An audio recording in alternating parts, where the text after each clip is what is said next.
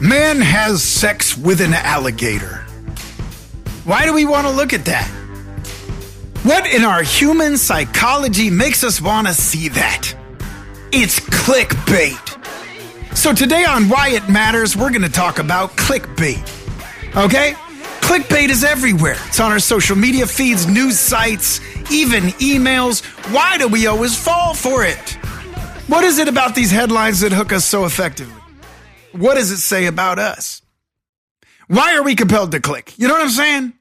How can we be so stupid? We know that the people that went to the wedding that had a vicious fight over the bouquet, it wasn't that vicious.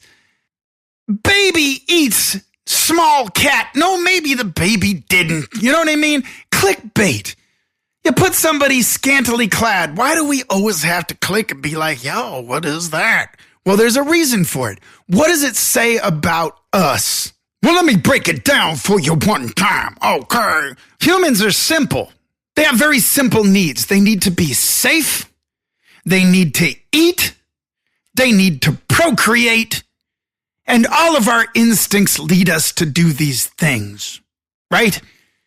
So what happens when something makes you feel not safe? Like, man punches shark to save his friend. Oh, his friend's not safe. I need to look at that. Because when something's not safe, like something you need to know that could change or save your life, oh shit, I need to save my life. I need to look at that, right? When there's a threat, you can't ignore the threat. It's human nature. Clickbait presents a threat. Look at this. You know what I mean? This is the real reason why you're going to die young. Oh my God, I got to look at that. I don't want to die young because my job is to survive, right? Clickbait. So as a human, you have this feeling that you need to stay safe. So when something makes you not safe, it demands your attention.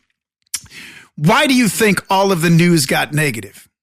All the news got negative in the last 10 years. Well, ratings, because ratings drive revenue and revenue runs the world. TikTok, they're not trying to give you the latest, oh, this is how you do your nails. No, immediately they pop up somebody crashing their motorcycle and then they pop up a motorcycle ad. Get motorcycle insurance. Save a life. Right? And then, next thing you know, you look over and there she is.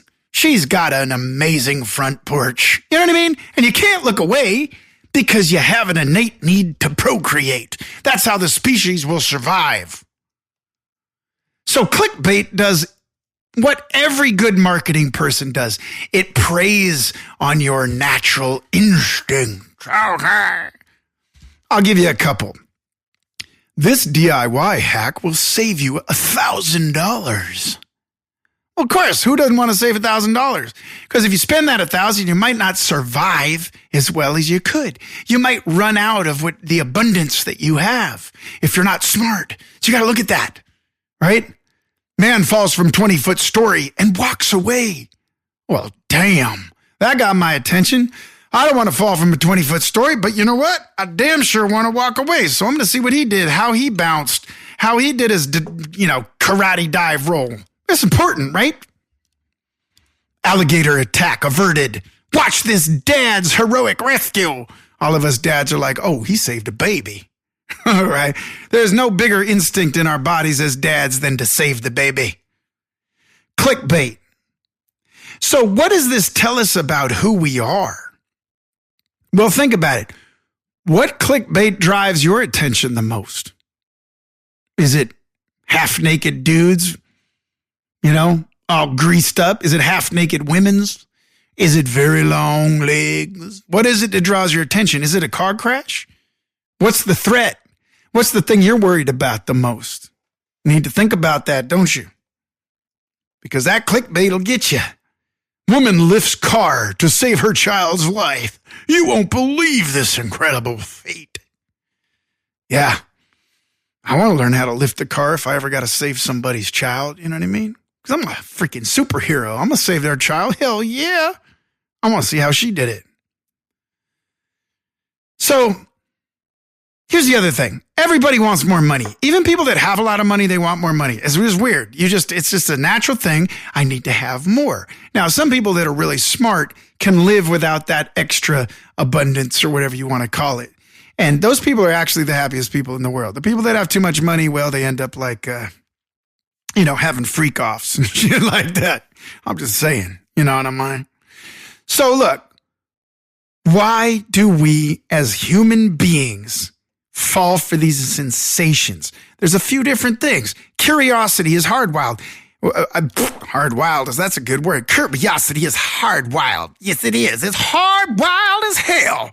Curiosity is hardwired. Humans are biologically programmed to seek out new information. Clickbait plays off this. It plays off your innate curiosity to see what happens next. It's why we watch TV.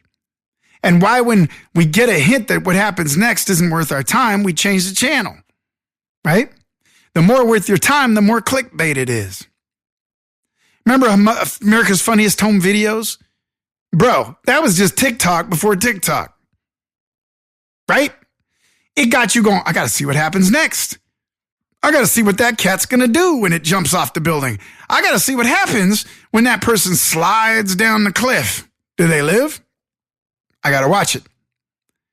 Sensational, ambiguous headlines, those tap directly into your primal urges, right? That's why we like it. Ambulance chasing, everybody slows down to look at what happened. Why? You don't even want to see it. And when you see it, you can't forget it. It makes an indelible impression into your brain hole. And I'll tell you why it does. Because we're fearful of that. It's the thing we fear the most. Everybody who steps into a car doesn't want to crash the car. It's crazy. It's scary, right? The fear, the excitement, the adrenaline, it draws us to these things. It provokes these strong emotions, especially fear and excitement. That's why news is packed with fear and excitement. The pandemic's going to ruin us all. Well, it did. Boop, boop, boop. It did. I got a very important text right there. Let's see what it is, shall we? Just a little diversionary text right there. Okay, yeah, that's what's up. Oh, that's what's up. Okay, good. Pay me. Thank you. The pandemic was real. Lots of people died. Lots of people got really sick. People I know died. Don't tell me it wasn't real. If you don't think it's real, you can go listen to another show because you're stupid. I'm sorry. Anyway, but why every minute of every day do they go, the pandemic, we're at the end, the world's end. Oh my God, you need this, you need that. Because they were driving sales. Amazon was selling a hell of a lot of tuna. The doomsday preppers sold a shitload of guns. The ammunition sales were flying off the shelf. Hell, they even ran out of toilet paper. Commerce, people. Fear and exciting sells, right? It causes adrenaline. It causes fight or flight. I even went and bought some more ammunition. I live in the Hollywood Hills, though, so it was expected. People were robbing our asses all the time, man. People were crawling through windows. People got desperate.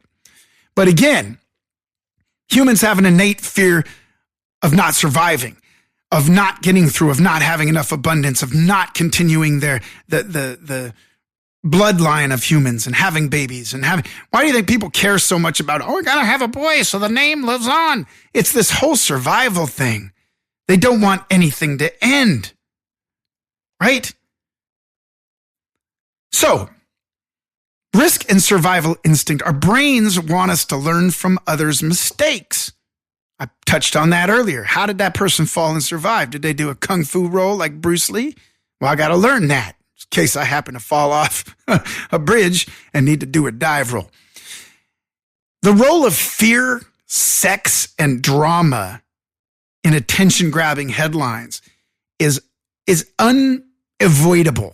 And it's unparalleled. Look, why do you think the weather lady and the weatherman happen to be strikingly good looking?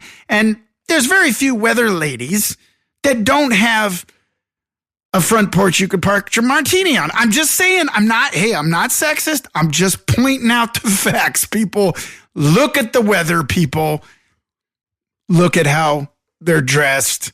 We're not just watching the weather. You know what I mean? I know that sounds sexist, but when you're a woman, you're also not just watching the sportscasters because they're, quite attractive, right? They always put the attractive people in there as, this isn't that, the other thing. And depending on what kind of sport you're watching, I mean, UFC, good luck. Hey, fellas, I'm just kidding. It's just those ears, dude. Hey, moving on. I'm sorry, nobody smacked me in the face for saying that, bro. I have a cauliflower ear, too, because back in high school, believe it or not, I actually wrestled for a minute, and I've whooped ass, too. I won the state champion. Well, I won junior varsity, and then I realized I didn't like rolling around with dudes like that, so I went into music. Anyway, hot tea. That's what I'm saying. Hot tea, when you just gotta have it. Okay, the shocking truth about it is that what you're doing could ruin your life, right? The shocking truth about it, what you're doing wrong could ruin your life. So you think about that. You think about it because you see it. It's clickbait. Why is sexual content and innuendo such a powerful draw? There's not a comedian on the planet that doesn't at some point talk about something sexual on their shows or makes a joke about it. I don't know. It's just a thing, right? Well, look, evolutionary biology, the brain prioritizes this information because it's related to the reproductive survival of our species. Duh.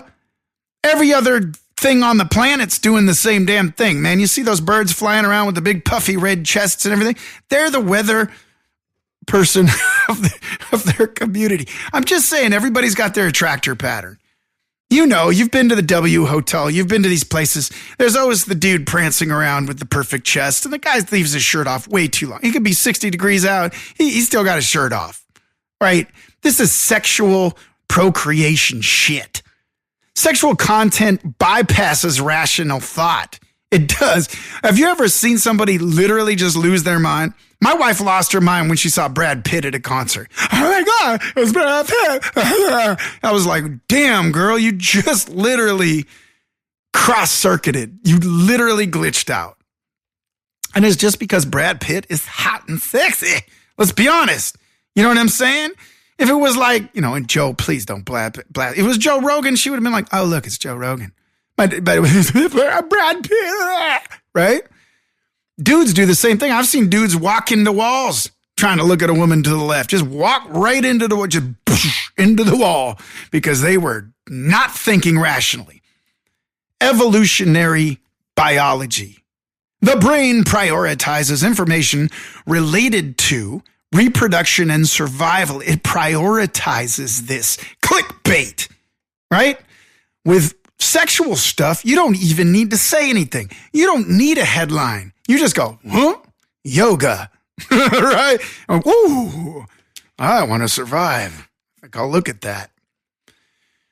So there's also this drama, right? This instant attention of like why gossip, scandals, emotions, turmoil grab us. I want to challenge you with something. This is very interesting. When you go to a cafe, I want you to sit and say nothing. I know that's going to be hard for you, especially if you're an American, but just sit and don't say anything and listen to the conversations around you.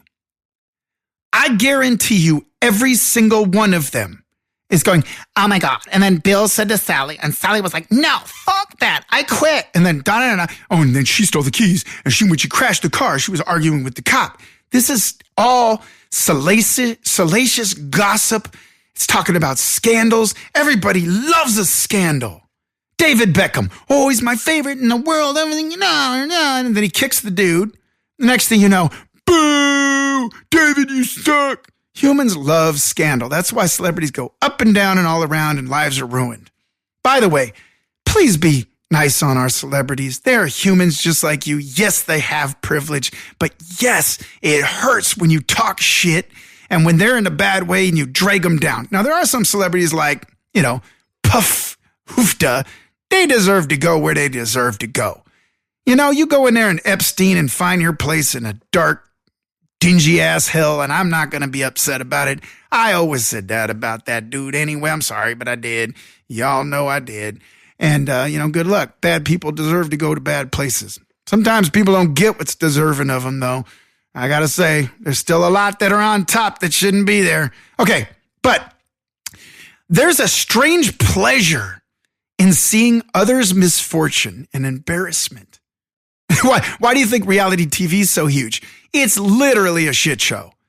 It's like, oh my God, how are you that stupid? Or how can you make your lips look like a duck? And wow, your butt is like 8 times wider than it should be. We're just making fun of them. We're gossiping, right? And the dude's like, I'm the kind of guy who's like, and I'm like, dude, I'm the kind of like, dude. It's like, wow, you literally have nothing to contribute at all, except for perfect abs. But that's why we love to hate you, right? It's like, we love that you're stupid and have perfect abs. It just makes for good entertainment.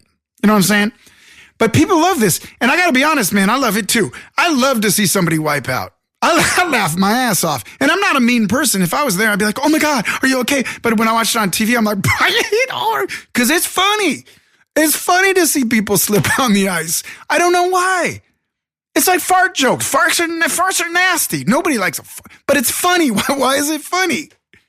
There's a strange pleasure people derive in seeing others' misfortune or embarrassment. You know, every comedy on the planet, most of the gags are based off embarrassment or misfortune. Pretty much all of them.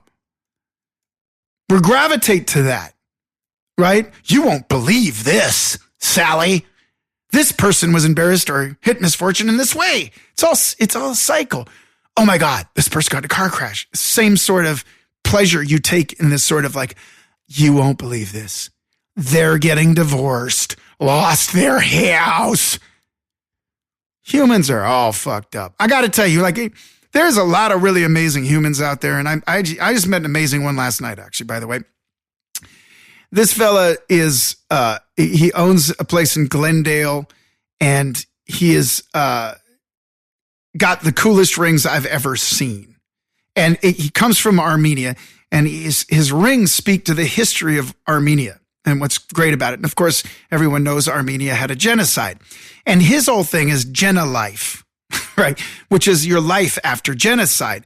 And he caught all kinds of hell for this because the Armenian community was really pissed at him about talking about post-genocide because they were complacent in the gossip of talking about the thing that unified them all together to have a common bond, which people love. People love common bonds, right? They find it around sports. They find it around Taylor Swift.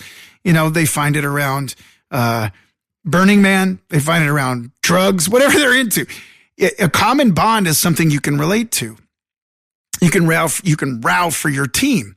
And, you know, civilizations, races, cultures, movements, the women's movement, the women's marches. These are all things that rally around a common agreement that we like, which is a survival mechanism. You know, think about that. Why do fish survive in packs? Well, because they look like a much bigger fish. It's safer. But it's not really. It's still just a little fish. But this survival mechanism, you know, we're hardwired to pay attention more to danger than to neutral or positive information. And that's why we love murder mysteries and crime dramas. And, you know, even our superhero movies are all violence. If you ever saw that much violence in person in front of you, you would throw up and your life would be ruined. For people that have seen real violence, you know exactly what I'm talking about. But somehow our survival mechanism hardwires us to pay more attention to danger, and so Hollywood feeds us danger. I don't care if you're a superhero, you are getting the shit beat out of you in every single movie and doing your fair share of ass kicking too. Even if you're Batman, you're slap powing people. Even if you're the Three Stooges, you're slapping the crap out of each other. I don't know why. We're hardwired to pay attention to it. If it wasn't there, we'd be like, well, it's neutral. It's kind of boring. That's why a lot of people hate 2001: A Space Odyssey. Because they weren't slapping the shit out of each other. There was no asteroids blowing into the machine. It took forever to get to the point. People tuned out. They went night-night. Tea. Pretty soon I'm going to move to the whiskey. Whiskey, girl. Okay, look. There's a saying in the business, if it bleeds, it leads. How effed up is that? The saying highlights how much more attention bad news gets compared to good. If it bleeds, it leads. Shame on you people. But you know what? It is what it is. And it's why people like me turn the news off. I'm sorry. I check into the news because I need to know what's happening. I do not consume the news because the news will consume me. And I'm a very sensitive person. I cry at Super Bowl commercials and stuff. And I'm a mess when it hits home, and it all hits home these days. Because I think when you live through enough trauma and you live through enough experiences, it all becomes very real. I had 2 babies out of emergency C-sections. My wife had them, but we had them, right? Any father that's been through this, we had them. Because to sit there with your wife and to see that happen to her body and the babies pulled out of her stomach and these things, it's a beautiful thing, and it's a miracle that this exists, or I wouldn't have a wife or babies right now. So don't get me wrong. If you're in a situation where you need to have a C-section, you are lucky that you live in the world you live in and you're not sitting under a tree birthing a baby in the desert. But seeing that, I could not watch horror films or any blood. I could not see any blood for 5 years because I couldn't suspend my relationship with the trauma of seeing it with the people I loved, right? So if it bleeds, it leads. But what does that say about the people that have PTSD? What does that say on the 4th of July when we're trying to honor vets by bringing back those horrible memories and blowing up things and running around going, yeah, psh, psh, psh, sounds like fucking firefights. What is that? Why do humans do that? It's weird. Now, I don't mean to be judgmental, but I'm right. You had to have thought about that. Like, what? I want to salute the veterans for everything they've been through. And I don't want to provide them one night of hell if they're still suffering from PTSD, and most that hit real combat are. Even those that didn't have PTSD from being away from their families for a long time, from having stressed relationships, from having to deal with this, right? Okay, FOMO, the fear of missing out. This is another one. This one's a little bit better. You know what I mean? Like, hey, if you don't know this, you're going to miss out. This is a huge one. I don't even need to go into that. You know about that. But let me tell you something. I really don't have any answers for you. I'm just living this life right next to you and watching the same shit you are. We live in a distractive universe where everything we see is distracting us to take us to somewhere else, to trigger those things in us that make us get more passionate about it, which is if it bleeds, it leads. Which is if it blows up, we pay attention. If it puts us at risk, or if it tells us, ooh, we could procreate and survive, it gets us, we're locked in. It clicks those dopamines. You are on TikTok, you get 3 seconds of it. 3 seconds of a surfer crashing, 3 seconds of a shark attack, 3 seconds of a plane falling out of the sky, 3 seconds of a near miss crash. Boom, boom, boom, boom. What is this doing to us? What is it doing to us? One, it's separating each other. And it's energy. I'll sit on the couch with somebody I'm hanging out with. I'm watching a movie and they're on their phone. And to them, well, I'm not really into the movie. But the energy is different. Your energy is shifted far left into this little device. My energy is forward. If both of our energies were forward, we're together, even if we're watching something else. But you're distracted because your dopamine hits are tuned into something I'm not. Your energy is different. You're seeing things that are different. That's not connectivity, right? So every day we go home, we sit next to our spouses and our wives and our girlfriends and our best friends and our buddies and our roommates, and they're distracted and we're not connected to them anymore. That's one of the things that's happening. Pay attention to it. A lot of the young people that are coming up 14 to 23 are starting to take social media breaks. They're starting to put their phones down. I'm seeing people at lunch together, and it used to be all 6 of them were on their phones and texting each other at the table and sharing images. Now they're not. They're sitting there. They're talking. They're looking up. They're seeing things. I've seen those people sit at a table all on their phones, miss insane things happening just behind them. Like car crashes or people's purses getting stolen. Or literally I've seen these things happen, and these people are clueless because they're bottled up in the dopamine hit. You ever try to get somebody's attention and go, hey, can you be here with me right now? They get pissed. It's like pulling a crack pipe away from their face. Like, give me that back. Give me that. I wasn't done. You took their dopamine hit away. It's weird. Fucking weird. When I was a kid, we used to play with dirt. We played with dirt. We'd look at the dirt and go, this is dirt. If I put a little water on it, it's muddy dirt. I can make it look like something. Look, I'm going to make a dirt trail. I made a little dirt dude. Where do you think Frosty the Snowman came from? A cell phone? Fuck no. Kids made that because they found snow and they said, this is boring. What can I do with it? They made a snowman. And then it came to life. Frosty the Snowman. You know what I mean? What are we doing now? We're letting the machines do all the thinking for us.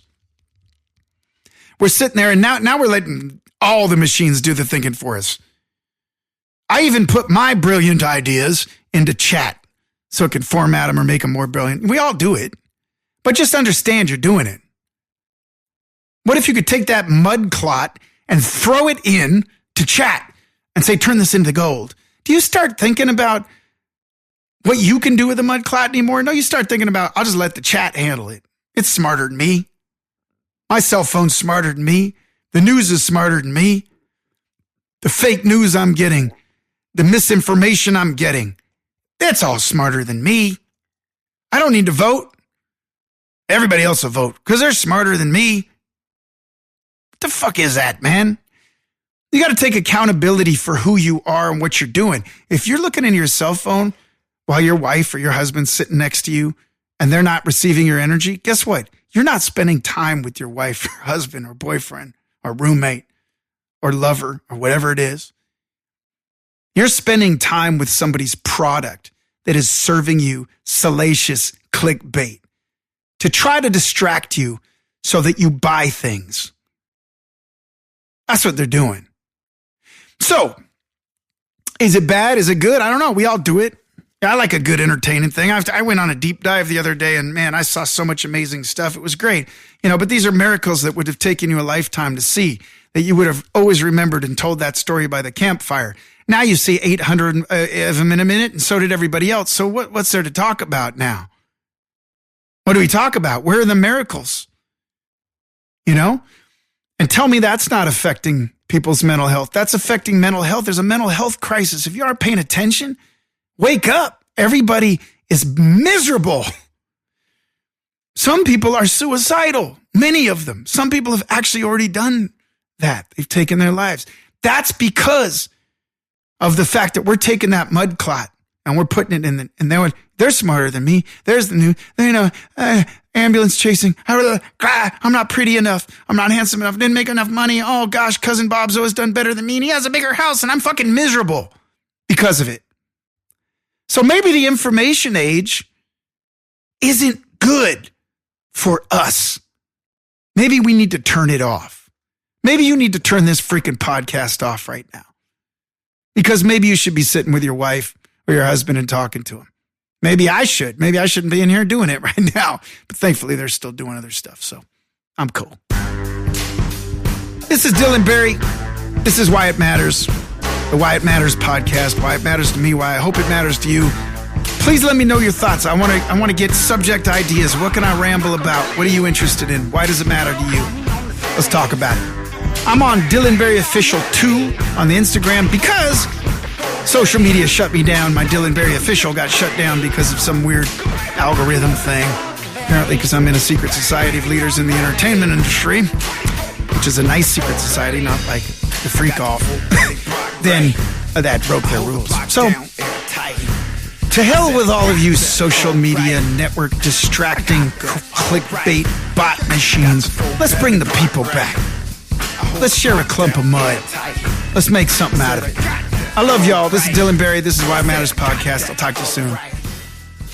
Click and subscribe. Peace.